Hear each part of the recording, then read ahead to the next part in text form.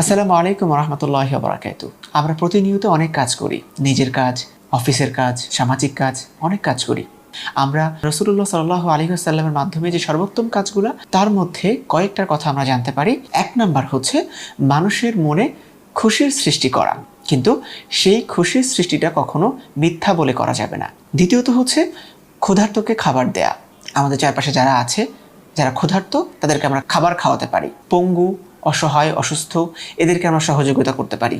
যারা দুঃখী আছে, সামর্থ্য অনুযায়ী তাদের দুঃখ দুর্দশা দূরীভূত করার চেষ্টা করা।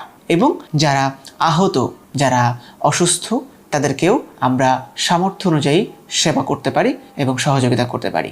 দৈনন্দিন আমাদের কাজের মধ্যে যদি আমরা এই সর্বোত্তম কাজগুলোকে যুক্ত করতে পারি, আমরা এর মধ্যে কোনো একটা কাজ আল্লাহর কবুলিয়ত পেতে পারি। আর আল্লাহর কবুলিয়ত পাওয়া মানে আমাদের জন্য অনেক বেশি কল্যাণকর। আল্লাহ পাক আমাদের সকল কাজগুলো কবুল করুক।